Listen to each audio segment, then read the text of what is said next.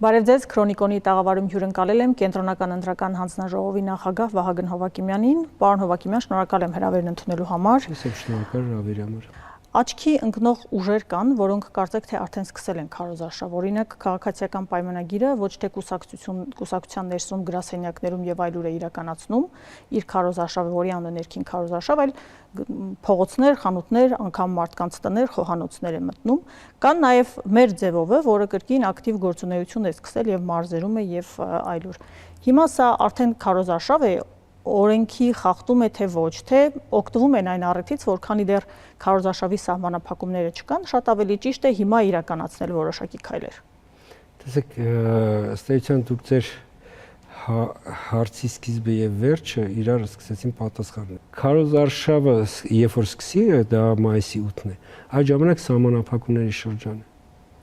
Սա դուք էլ ձեր հարցի մեջ ասացիք։ Սա ինչի համար եմ կրկնում, մեր քաղաքական կուսակցությունները, որ կան, կուսակցություններ կամ դաշինքներ, էական չի, իրենք ազատ են քարոզություն կատարել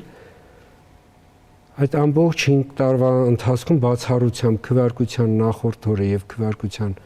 օրը եւ այն 1 ամիսը, որը մոտ 1 ամիսը, որը որ այդ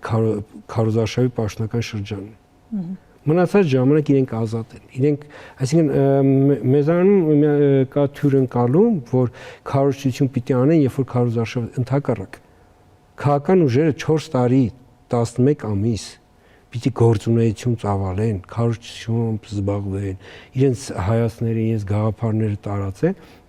Իսկ արդեն այդ վերջի 1 ամսում, որ արդեն իրենք մասնակցում են ընտրություն եւ քարոզարշավի փուլը, դա ավելի շատ արդյունքներ հավաքելու շրջան է։ Այսինքն նախորդ տարիներին արված աշխատանքի քաղաքական գործունեության։ Այսինքն սա այս թյուր ընկալումը անընդհատ մեզանում կա, անընդհատ, որովհետև բազմս մամուլում ենք անընդհատ տեսնում, որ այս հարցադրումը, այ քարոզարշավը չի սկսել, ինչ ոչ քարոզարշավը որ սկսվեց, այդ ժամանակ իրենք բոլոր քաղաքական ուժերը ընկնելու են սահման, որովհետև իրենք այդ շրջանում իրավունք ունեն իրենց քարոզությունը կատարել բացառապես այն գործիքակազմով, այն ձևերով, որը որ նախատեսված է ընտրական օրենսգրքով։ Հասկանում եք, այսինքն այն մնացած ժամանակ իրենք ազատ են։ Քաղաքացիների շփումներում,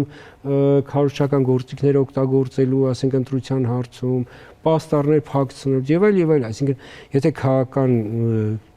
ուժը ցանկանում է քարոզությամբ զբաղվել, նա ազատ է։ Այ քարոզարշավի փուլում ինքը սահմանափակվում, ինքը կարող է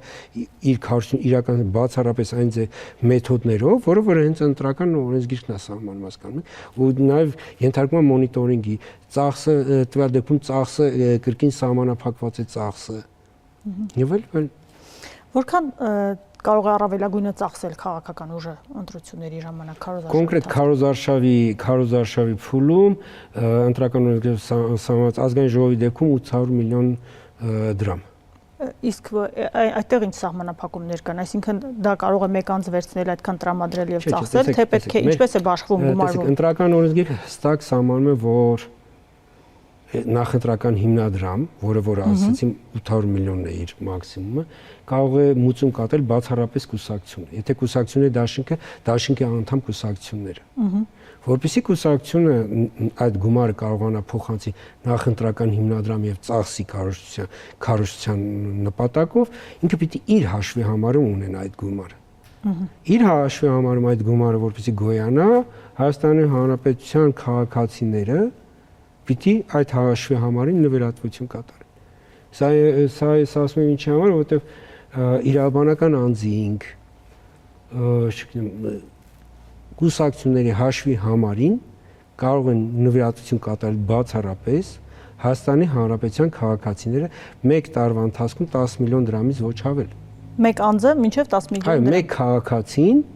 տարվա ընթացքում կարող է մինչև 10 միլիոն դրամ նվիրաբերել կուսակցությանը։ Այսինքն այս 800 միլիոնը պիտի քաղաքական ուժերի մոտ այս գոյանան, այսինքն ինքը այս ճանապարհը գոյանա, որովհետեւ ինքը հետո կարողանա դա նախընտրական հիմնադրամ փոխանցել։ Այս խորհրդարանական ընտրություններում անցողիկ շեմը փոխվել է 4%, 8 դաշինքների դեպքում 3 3 ուժից ավելին 10%։ Ինչու արվեց այս փոփոխությունը։ Հիմա ինչ է կարգավորում այդ փոփոխությունը։ Ըստ էության 21 թվականին այդ փոփոխությունը իրականացվել ընտրական օրենսգիրքում 21 թվականի մայիսին, բայց քանի որ այդ ժամանակ չէ, այդ ժամանակ ի սկզբանե որ քննարկվում էր, այսինքն խորհրդանում որ քննարկվում էր, կարա բոլորը ընդհանուր կոնսենսուս կար, որ ինքը եթե քննարկում ենք նույնիսկ ընդունվում է, ինքը կիրառ ուժի մեջը մի մասը ուժի մեջը մտնելու 22 թվականի հունվարի 1-ից, այսինքն տվյալ դեպքում արտահերտ ընտրությունները, թիմ ընտրությունները, այսինքն դրանց վրա չի տարածվելու։ Մյուս մասը ուժի մեջ էր մտնելու հերթական ընտրություններ նշանակելու հրամանագրի ուժի մեջ մտնելուց։ Կոնկրետ այդ իմ ասած այդ վերջի կտորը, որը ուժի մեջ մը, դա վերաբերվում էր անցողիկ շեմերին, դա վերաբերում էր կոալիցիայի կազմանը եւ նաեւ այնտեղ մանդատների բաշխման համակարգում այդ փոփոխությունը, որ արվեց։ Եվ ըստ էության այդ ժամանակ առաջարկվեց այն մոտեցում, որ կուսակցությունների պարագայում շեմը 5%-ից 54%։ Իսկ դաշինքների պարագայում տակառակը 7%-ից բարձրանա 8%, դա մի դեպքում երբ որ ինչպես ասացիք մինչև 3 կուսակցություն, իսկ 3 կուսակցությունից ավել արդեն բաղկացած դաշինքները դառնա 10%։ Գաղափարը այդ ժամանակ որ այդ առաջարկը ներկայացվում էր հեղինակների կողմից, այս էր որ այդ զուտ մեկ ընտրության, ասենք այդ մեկ ամսով պայմանավորված դաշինքների այս մոդելը, որը մեր քաղաքական կյանքում այսպես ենք շատ, այսինքն անընդհատ դրան մենք ականատես ենք լինում, որովհետեւ քաղաքական դաշտը գնա, այսպես ենք ինքը հրաժարվի այդ մոտեցումից է։ Այսինքն ինքը օրենսդրությունը նպաստի, որպեսզի քաղաքական ուժերը խոշորանան։ Այսինքն գաղափարակից են, չէ՞, գաղափարակից չէ, պետք է լինի, որպեսզի դաշին կազմեն։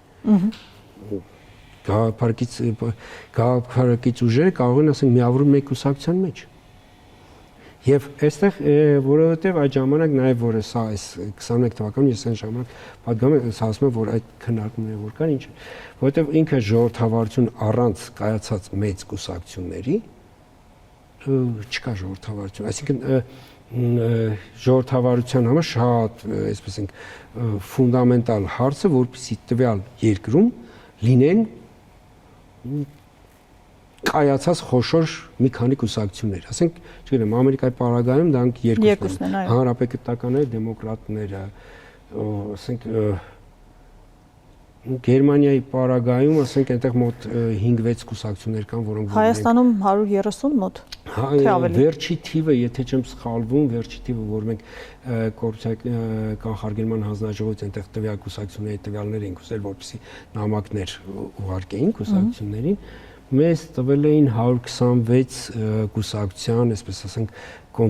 կոնտակտ, որ կարող են կապվել, այսինքն մի 126 կուսակցություն Հայաստանի պես փոքր երկրում, ունեք քիչ, չգիտեմ, այստեղ ու դրա համար ասենք այն մոտեցումը որ դրվեց օրենսդրության մեջ որպեսզի ինքը օրենսդրությունը նպաստի քաղաքական ուժերի խոշորացմանը բայց հիմա նպաստել է թե չի այս պահի դրությունը ես կարծում եմ որ որպեսզի այդ այսպես ասենք մենք օրենսդրության արդյունքները տեսնենք կարծում եմ այս ընտրությունները ու շարունակություն պիտի լինեն այսինքն պիտի մի հատ նախ հերթական Աժընտրություններ լինեն, որպեսզի այդ համակարգը սկսի աշխատել, որպեսզի մարդիկ նույն քաղաքական ուժերը, չէ, սկսեն գնահատել, օրինակ դաշինք անել, չանել, ասենք միավորվել, ինչպես միավորվել, որովհետև այստեղ շատ ժամանակ է քաղաքական ուժերի խնդիրը այդ միավորվելի ոչ միայն լինում է օրինակ հայացքները, այլ նաև այստեղ ի վերջո ով պիտի լինի առաջնորդ այդ խնդիրները, այսինքն այս ամենը պիտի օրենսդրությունը սկսի ինքը գործել, չէ, որ սկսի նաև իր ազդեցություն ունենալ քաղաքական դաշտի վրա։ Ես կարծում եմ, որ առաջիկա տարիներ ցույց կտան, այսինքն այս ընտրությունները կանցնենք, օրենսդրությունը իր, ասենք ասենք, արդեն ուժի մեջ գտնվելով արդեն կսկսի ազդել ինչ-որ եւ կերևա առաջիկայում։ Երբ են փաստաթղթերը ներկայացնելու սկզբի ժամկետը եւ վերջնաժամկետը կուսակցությունների կողմից առաջադրումների ժամկետը ապրիլի 13-ից ապրիլի 23-ն է, իսկ 23-ից արդեն ապրիլի 23-ից մայիսի 3-ը գրանցման փուլն է, այսինքն երբ որ արդեն մենք կենտրոնական ընտրական հանձնաժողովը զբաղվել է առաջադրված կուսակցությունների գրանցումներով։ Այստեղ ընդդիմությունը պարբերաբար քաղաքագետներ դիտարկում են մոլդովական սցենարի կիրառման մասին, որն է այդ սցենարը, որ առանցքային ուժերից մեկին չի գրանցում կենտրոնական ընտրական հանձնաժողովը կամ իշխանությունը ստեղծում է արհեստական խոչընդոտներ այն ուժերի համար, որոնք ակնհայտորեն հետաքրքրվածություն ունեն ընտրողների կողմից եւ օգնում է լրացուցիչ գործիքակազմով ոչ օրինական իշխանության վերարտադրությանը։ Այսպիսի բան Հայաստանում սպառնում է։ Եվ հետո դա մտավախություն չի առաջացնում հետհեղափոխական սցենարի։ Ես ուզում եմ ասուլիսի ժամանակ եւ մոտ ամսից ավել էր ասուլիսի ժամանակ ես հարց էսպես ոնց որտեղ քննարկում եւ շարունակում եք քննարկել հարցով արդյոք իսկ ինչ է նշանակում մոլդովականը։ Մենք դուք բացատրեցիք, բայց տեսեք այն ինչ որ դուք ներկայացնում եք մեր օրենսդրությունը, ոքի բացառում։ Այսինքն ես բացատրեմ, որ մեր օրենսդրության որպեսի քաղաքական ուժը չգրանցվի, կամ գրանցում ուժը գործաշրջանջը, տվյալ քաղաքական ուժը բավականին ջանք պիտի ներդնի։ Որովհետև նույն փաստաթղթերի, ասենք գրանցման փուլում, չէ՞, դա պիտի փաստաթղթերը թերի ներկայացնի եւ հրաժարվի ուղղելուց, որովհետև նույնիսկ երբ որ քաղաքական ուժը փաստաթղթերը թերի ներկայացնում, այնտեղ օրենսդրության փաստակ կարգավորում կա, որ մենք կենտրոնական ընտրական հանձնաժողովը ժամանակ է տրամադրում, ասում է այս սխալներն է 40-48 ժամ ժամանակ ձեզ որպեսզի ուղղեն։ Այդ պիտի այսպես ենք արհամարի օրենսդրության պահանջները չուղղի, որպեսզի գնա այսպես ենք չգրանցման, որովհետև չգրանցելը մեր օրենսդրությամբ ինքը գրանցումը կուսակցությունների լրել այն է տեղի ունենում։ Այսինքն մեզանում երբ որ կուսակցության փաստաթղթերը մեր օրենսդրությունը այդպեսին է, երբ որ ինքը կարգին են փաստաթղթերը, կենտրոնական ընտրական հանձնաժողովը չի քվեարկում գրանցել թե չգրանցել։ Կենտրոնական ընտրական հանձնաժողովը կարող է գրանցել բացառապես, գրանցումը մերժել, որի ու 2/3 պիտի այդ որոշում կայացի եւ որի հիմքում պիտի լինի բացառապես կոնկրետ, ասենք փաստաթղթերի թերի լինել, այսինքն որ այսինքն այսպես կուսակցությունը պատկացել փաստաթղթեր չի գրավել չի մուծում Եվ այլև, այսինքն չի բերում, բայց մի հատ դիմում բերում է ունեք։ Դիմում է բերում, ցուցակ է բերում, ցուցակի ասենք տեխնացուների, այսպես ասենք, փաստաթղթերը թերի, երբ որ ունեք տեխնացու փաստաթղթը թերի, եթե չի լրացում։ Այդ դեպքում տեխնացուն է հանվում ցուցակից կենտրոնական ընտրական հանձնաժողովը։ Որպեսզի չգրանցվի, ինքը պիտի կուսակցությունը հենց նման մտադրությամբ փաստաթղթեր ներկայացնի կենտրոնական ընտրական հանձնաժողովը։ Այսինքն այստեղ եթե կուսակցությունը ցանկանում է գրանցվել, ինքը այսպես ենք մեր տեսանկյունից հնարավորություն չունի չգրանցվելու։ Այսինքն այս պահին դաշտում հայտ ներկայացնողներին ակնհայտորեն դուք չեք տեսնում որևէ ուժ, որը Տեսեք, ես ասում եմ մեր տեսանկյունից, այն ինչ որ խոսում է դա քաղաքական բանավեճ է, դա քաղաքական ենթատեքստով հայտարարություններ են, չգիտեմ, տարբեր եւ այլ։ Դա մերը չի։ Կենտրոնական ընտրական հանձնաժողովը քաղաքականությամբ չի զբաղվում, կենտրոնական ընտրական հանձնաժողովը չեզոք է եւ այսպես ենք, ով փաստաթղթերը կբերի կգրանցվի, ով օրենսդրությունը խախտեց, ասենք քարոզարշավի փուլում։ Ինքը օրենսդրության սահմանած պատասխանատվության կենթարկվի եւ այսպես շարունակ, այսինքն ով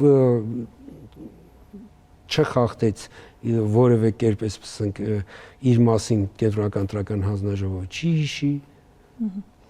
Դուք լսում եք պարբերաբար, որ իշխանությունները նամակ են ուղարկում միջազգային կառույցներին հիբրիդային պատերազմ, դեմ, միջամտություն, ընտրություններին ընտրառաջ Արարատ Միրզյանը Բրյուսել է գրում, սա որքանով է առնչվում ընտրական պրոցեսներին եւ դուք քաղաքական գործունեի, քաղաքական գործունեության մասին հարց եք տալ։ Բայց ընտրություններին չի վերաբերում է թե չի վերաբերում։ Իրականության մեջ ընտրություններին վերաբերում մեր ընտրական օրենսգրքով է սահմանված այն ինչ որ կա։ Եվ մենք զբաղվում ենք ընտրությունը դրանով կազմում։ Քաղաքական գործիչները իրենց կլինի տեղական թե միջազգային գործընկերների հետ քաղաքական նամակագրությունները, չէ, կամ ասենք հարցադրումները, դա քաղաքական process է, այստեղ հարցի ասիատերում են ես չեմ, կենտրոնական ընտրական հանձնաժողովը չի, կենտրոնական ընտրական հանձնաժողովը։ Ձեզ հանձնարարականներ գալը բացառում եք, պարոն Հովհակիմյան, հաշվի առնելով, որ դուք հայկական ժամանակ օրաթերթում եք աշխատել, ձեզ բարբերաբար հիշեցնում ենք քաղաքացիական պայմանագիր խմբակցության падգամավոր եք եղել, Նիկոլ Փաշինյանը ժամանակին ձեր ղեկավարն է եղել աշխատանքային առումով հայկական ժամանակում։ Այս դեպքում կաշկանդվածություն չկա, որ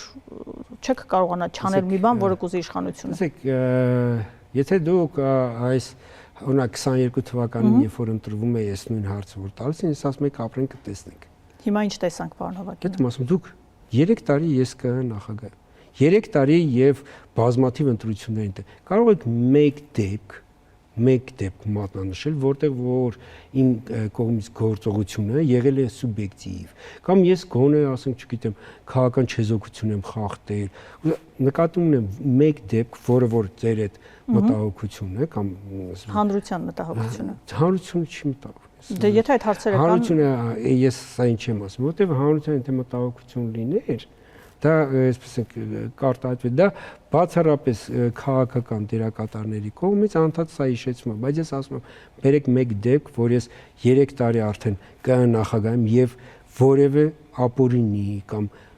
սուբյեկտիվ, չգիտեմ, ասենք մեկ փաստ, մեկ դեպք, որ եթե ես չլինեի օրինակ ԿՀ նախագահ լիներ այլ մարդ այդ գործողությունը, ասենք այդ որոշումը այլ կերպ կլիներ, չեմ կամ այդ գործողությունը կլիներ այլ կերպ։ Հասկանում եք, ես չեք կարող նման դեպք չկա ու չի լինելու։ Ավելին ասեմ, այդ դեպքը ես չեմ գտնում, բայց ես գտնում եմ կառավարության ղեկավարի այն հայտարարությունները, երբ ասում է չկա կառավարությունը, ես եմ չկա դատավոր, որը չի անիմարած, եւ եթե դատավորները անկախ չէ, հիմա ձեր անկախությունը քաղաքական գործ չի, քաղաքական հայտարարություն եք բերում։ Չէ, եթե դատավորներին վերաբերում է, նրանք էլ են անկախ։ Ես ասում եմ կենտրոնական ընտրական հանձնաժողովի նախագահի եւ կենտրոնական ընտրական հանձնաժողովի կողմից չեք գտնի մեկ դեպք, երբ որ օրենսդրությամբ ասենք որևէ այսպես անթույլատրելի կամ թույլատրելի սուբյեկտիվ ինչ որ բան է արվում, չեք գտնի ու ապագայում էլ չեք գտնի, որովհետեւ այն ինչի մասին դուք ասում եք, օրինակ եթե ես օրինակ սուբյեկտիվ գտնվեմ, չգիտեմ, իմ պաշտոնական դիրքը իմ գործընկերների, չէ, ասենք նախկին գործընկերներ, ընկերներ եւ այլն, կարելի ասել ընտանիք, հա, ասենք գնանք ասենք։ Այդ նույն բանն է, որ ասում են պաշտոնական դիրքը ունակ ընտանիքի բարեկեցության ինչ որ։ Դա քրեորեն պատճելի արարք է, էսի ինչու գնացի հասա ընտանիքին։ Չի կարելի։ Դա քրեորեն պատճելի, այսինքն ես ի սկզբանե 22 թվականին որ ընտրում եմ, ասել եմ, ես հանցագործ չեմ եղել, չեմ էլ դառնալու։ Ու ես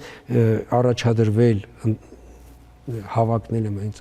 նախագահի պաշտոնին չի համար, որովհետև ըստ էության 96 թվականից իմ են հանրային գործունեություն, ասենք ուսանող տարիներից, որ նպատակը եղել է որպեսզի մեզանում ընտրությունները լինեն ազատ, արդար, թափանցիկ։ Հետո լրագրող, հետո արդեն падգամավոր, ասենք տարբեր կարգավիճակներում իմ նպատակը գործունեության նպատակը դա է եղել։ Ես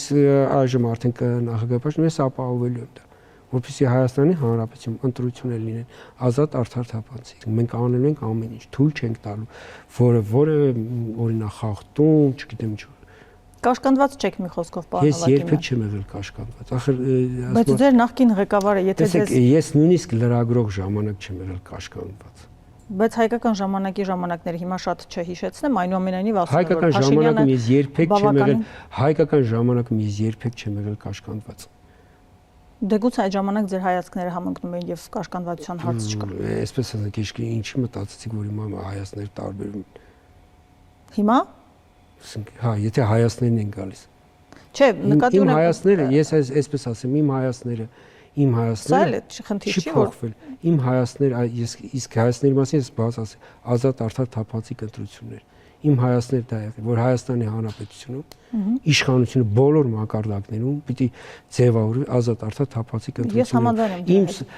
Այսպես ասենք, իմ սրտով է նկատում եմ, օրինակ ես ում օգտին քվեարկեմ, այ ինքը օրինակ ինչ արդյունք գրանցեց, դա իմ ներսն է, վերջ։ Այսինքն ցանկացած եւ իմ նպատակը որպեսզի բոլոր մեր քաղաքացիները, այդ քաղաքական ուժը այսպես վերաբերում ընտրություններին պայքարեցին, չգիտեմ, մեկ-մեկ ու քննադատեցին, այն որ ասում ամենածանր մեղքերում եւ այլ եկան, ընտրողը քվեարկեց, արդյունքները պարզ եղավ, դրանից հետո շնորհավորություն գնացին առաջ վեճ։ Այդ թվում որտեղ մեզանում ընտրությունները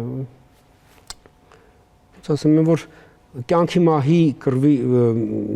տեսակ հասկանում երբեմն ասենք իմանաս որ օրինակ ասում են չգիտեմ ընտանիքներում ընտրություն չգիտեմ քաղաքական ախր սա էս մեր են պարակցածությունը պարոն Հովակիմյան որի մասին բոլորը բարձրաձայնում են դրա համար որտեղ ընտրություններ են կալում իմ խնդիրն է որ այ բոլորը համոզված լինեն վստահ լինեն որ ընտրություններով ձևավորվելու այդ իշխանությունը եւ այն ինչ որ կա ընտրությունում ճշգրիտ է։ Ես կարող վաղար շաբաթ, ասենք վաղար շաբաթի ընտրություններում քաղաքական ուժը 16 ձայնով շեմը չէր հաղթահարել։ Այսինքն եթե 16 ձայն ավել ստացած լիներ, ինքը շեմը հաղթահարում էր։ Չեղավ բողոք, որովհետեւ ասում եմ մեկ ձայնի, որովհետեւ վերահաշվարկ, տեսեք վերահաշվարկ նախ մենք էլ ենք անում։ Օրենսգրքով կա պարտադիր պահանջ վերահաշվարկի իրենք էլ էին դիմել նաև վերաշվարկի։ Վերաշվարկի առաջին օրից հետո, երբ որ ակնհայտ դարձավ, որ մեկ ձայն անգամ չի փոխվում, իրենք ասել են, որ ոնց որ հետ ենք դադարեցրեք։ Մենք ասենք այնտեղ ընտրատած ասել են մենք դադարեցնենք իրանքում, մենք պիտի մինչև վերջ process-ը ավարտենք։ Ու մեկ ձայն չփոխվեց։ Իսկ մենք այսինքն այնտեղ անճշտությունները փոխվեց, որովհետև նույն հանձնաժողովները սխալ այնտեղ ասենք պատրված քվեաթերթիկը բաներ այնտեղ անվավեր վավեր այսպես ասենք սխալ էին որը նպաստել էր անճշտությունների աճի այսինքն բայց կուսակցությունների տրված ձայները ճշգրիտ էին մեկ ձայնի ասում ճշգրիտ ասենք հասկանում եք ասենք մեր համակարգը իմի այդպեսին է ու ես վստահություն որ ազգային ժողովի ընտրությունների ժամանակ այդպես է լինելու մենք բոլոր տեղամասերում նայելու ենք ամեն, այսինքն թույլ չենք տալու Ինչպես է վերահսկվելու իդեպ տեղամասերը նոր մեխանիզմներ կան թե նախորդը այնպես ինչպես տեսած նախորդը ուղղակի այս ընտրություններում ըստ էության մենք նախատեսում ենք որ ընտրողների 99% այսինքն ընտրողների թվով եթե նայենք 99%-ը ծածկելու ենք մտադրությունը մեր մինչև 1800 տեղամասից էր արձակում ապա որը ըստ էության 99% եւ ավել ընտրողների փակելու։ Քանի տեղամաս է լինելու։ 2000-ի կարգի։ Միշտ մեր տեղամասերը ստոյության այդ 2000-ի շրջանակներում են, որտեղ օրենսդրությունն էլ առանձնապես էական չի փոխվում այս տեսանկյունից։ Իսկ քվեաթերթիկները կրկին առանձին են լինելու Այո, քվեաթերթիկները յուրաքանչյուր քաղաքական ուժի համար տպագրվելու է իր քվեաթերթիկը։ Իսկ գրավը որքան է կազմելու կուսակցությունների եւ դաշինքների համար փոխվել է 7.5 միլիոն դրամ է, որը որ նախկինում 10 միլիոն էր, այսինքն իջնում է կուսակցությունների պարագայում։ Իսկ դաշինքների պարագայում կրկնակի բարձր է, այսինքն 7.5-ը անգամ 2 15 միլիոն դրամ է, 15 միլիոն դրամ է։ Պարոն Հովակիմյան, նաև ընդդիմության խոսույթում եւ իշխանության սպառնալիքներում կա հետեւյալ թեզը, որ Գյումրի երկուս թույլ չեն տալու։ Դուք որպես կենտրոնական ընտրական հանձնաժողովի նախագահ Երբ ընտրությունները տեղի են ունենում եւ ըստ այդ արդյունքների քաղաքական ուժերը միավորվում են մեկ տեխնատոյի շուրջ, այստեղ օրենսդրական ինչ նորմ է խախտվում։ Տեսեք, օրենսդրական ոչ մի նորմ, ձեր ասածը քաղաքական է, այսպես ենք, երկու ընդդիմություն, դիմություն, քաղաքական բանավեճի նկարագրություն։ Տեսեք, ես կարող եմ Գյումրին ուրիշ տեսանկյունից ներկայացնել, որ Գյումրի ընտրության արդյունքները չի բողոքարկվել։ Այսինքն մեր խնդիրը կենտրոնական ընտրական հանձնաժողովի խնդիրը, որ ապահովել որպիսի ընտրություններ, որի արդյունքները բոլորը կընդունեն։ Իմիջ այդ արդյունքների, այսպես արդյունքները ում սրտով կլինի, չէ՞, օրինակ ասենք ընդդիմությունը, օրինակ ասենք Գյումրիում ընդդիմությունը փոքրամասնական կոալիցիա կազմեց։ Մեկ այլ պարագայում, ասենք Վարշապատում իշխող քաղաքական ուժը միանգամից ունեցավ մեծամասնություն։ Երևանում իշխողը կազմեց։ Իշխողը կազմեց։ Ասածս այն է, որ մեր խնդիրը ազատ արդար թափանցիկ ընտրությունը կազմակերպելն է։ Թե հետո քաղաքական ուժերը ըստ արդյունքների ով ում այդ կոալիցիա կկազմի, ով այսպես կունենա բացարձակ մեծամասնություն չի ունենա, դա քաղաքական ուժեն, այս ձեր նկարակացը նորմալ դա քաղաքական ուժ է, դա մեր դաշտի խնդիր չի, դա իրենց այդ բանավեճը, քաղաքական բանավեճ է։ Չէ, ընտրության ես հիմա դա բերելու եմ հենց ուղիղ մարդու ընտրելու իրավունքին։ Տեսեք, եթե իշխանության կարկառուն ներկայացուցիչներն ասում են Գյումրի երկուս թույլ չենք տալու, դա չի նշանակում անդադար խոչընդոտել կամ կաշկանդվածություն առաջացնել ընտրողի մոտ։ Օրինակ չի կարելի գլխավոր դատախազին դիմել ասել հարգելի տիկին դատախազ, իշխանությունները խոսում են թույլ չտալու մասին ինչ որ բան։ Թույլ չտալու։ Ոչինչ չեք տեսնում, ոչ մի խնդիր չեք տեսնում։ Մեր տեսանկյունից, ընտրական կենտրոնակատրական հանձնաժողովի տեսանկյունից ձեր ներկայացրածը քաղաքական բանավեճը ու քաղաքական բանավեճը մեր տեսանկյունից ոչ մի իր մեջ, այսպես ենք դա չի նշանակում քաղաքացիներին թույլ չտալ կատարել ազատ ընտրություն։ Եթե ասում ենք Գյումրի երկու թույլ չենք տալու։ Տեսեք, նույն ես մի պիտի ավելի հետ գնամ։ Այդ նույն խոսույթը, այս նույն հարցը եղել է վաղաշաբաթի ընտրություններից առաջ էլ։ Էլի իշխանություն ընդդիմություն իրենց քաղաքական բանավեճում։ Քաղաքական բանավեճը ուրիշ է, թույլ չտալը տեսեք, դա քաղաքական բանավեճ է, որովհետև ինչի մասին է։ Թույլ չտալու։ Այդ եմ ասում, այդ թույլ չտալը ինչ է, գնացեք, երբ որ կբացեք ինձ կբերեք ասեք, որ որևէ մեկի իրավունքը սահմանափակվել է, որտեղ ասում եմ, նույն վաղաշաբաթից առաջ մեկը ասում էր անելու ենք սա, մյուսը ասում էր թույլ չենք տալու։ Վերջում եղան ընտրությունները, ոչ ոք ընտրությունները չբողոքարկեց, գնացինք առաջ։ Այսինքն ձեր ասածը ընդհանրապես քաղաքական բանավեճի մեկը ասում է թույլ չենք տա, մեկը թույլ կտա, քաղաքական բանավեճ է։ Հիմա ուզում եք որ քաղաքական բանավեճը մենք կենտրոնական ընտրական հանձնաժողովը քաղաքական բանավեճը սկսի բառերը գրաքննել, չէ՞, դրա բառերը ոչ մեկի բառերը գրաքննելու իրավունք չունի։ Ինչ որ եթե քրեորեն պատժելի, չգիտեմ, արտահայտություն, դա էլ է քրեական օրենսգրքով սահմանադրությամբ հստակ ասված է ինչ չի կարելի ասել։ Ընտրողը գնա ազատ գաղտնի քվեարկի եւ ձևավորվի այդ իշխանությունը։ Դա է մեր խնդիրը։ Իմ հարցը վերաբերում է ազատ ընտրելուն։ Ազատ ընտրելը, տեսեք, մեկը ասեց սա թույլ կտանք, մեկը ասեց թույլ չենք տա։ Դրանով ազատությունը երբեք, այսինքն բովանդակությամբ ազատությունը չի կարող խաթարվի։ Պարոն Հովակիմյան, ինչ է տեղի ունենում այն քաղաքացիների ընտրական իրավունքի հետ, որոնք Հայաստանում չեն բնակվում կամ երկար տարիներ չեն եկել Հայաստան։ Հիմա արդեն հաշվարկվել է, թե Հայաստանում քանի ընտրող կա, կարծեմ նախնական թիվ հրապարակվել է, եւ այս պարագայում ովքեր են դուրս մնում ընտրական ցուցակներից։ Եթե մարդը, օրինակ, ենթադրենք 5 տարի Հայաստանի Հանրապետությունում չի բնակվում, նա ընտրող համարվելու է, թե չի համարվելու, թե փաստաթղթային կարգավորումներ կան։ Տեսեք, ընտրողների թիվը այսինքն նախնական թիվը որ տրվել, եթե չմոռանամ 2,489,000 մարդ։ Այս թիվը ենթադրում է դա բնակչության պետական ռեգիստրում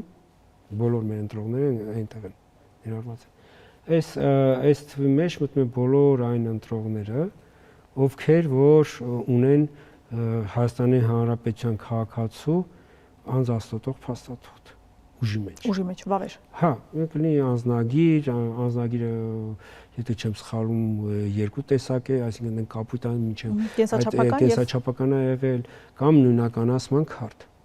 Այսինքն ձեր ասած օրինակ 5 տարի վերջին տարին բացակայող, այո ինքը կա, որովհետև եթե 5 տարի առաջ ինքը Հայաստանից գնացել, ինքը նշանակում է, որ ինքը ուժի մեջ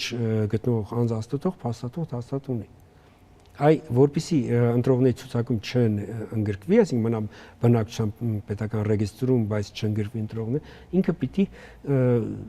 ըստ էության 10 տարի եւ ավել Հայաստանից բացակայել։ Թե կարող է անձնագրի վավեր ժամկետին 1 տարի մնացած լինել եւ գնացած լինել, եթե ուժի մեջ չի, կարող է սովորաբար եթե մարդը Հայաստանի հետ կապը պահպանում է,